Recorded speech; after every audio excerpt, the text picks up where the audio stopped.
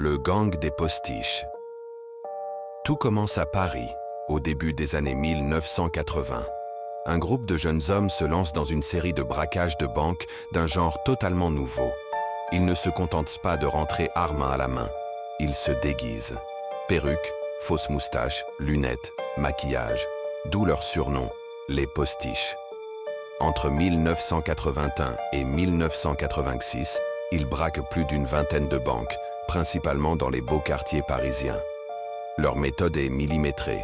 Ils rentrent dans une agence en se faisant passer pour des clients, maîtrisent le personnel sans violence inutile, puis percent le coffre ou vident les coffres individuels.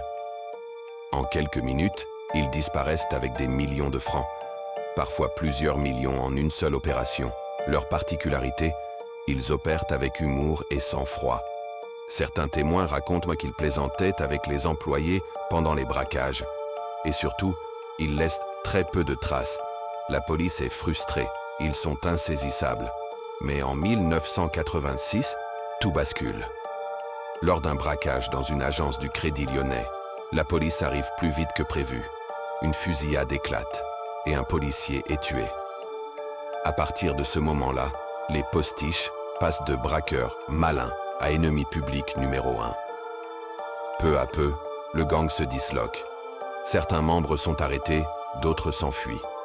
L'un des cerveaux du groupe, Bruno Sulac, meurt tragiquement en tentant de s'évader de prison en 1985. Le dernier des postiches encore libres, André Belaïch, sera arrêté plusieurs années plus tard. Le butin total de leur braquage, on estime qu'ils ont volé près de 30 millions de francs, une somme colossale pour l'époque.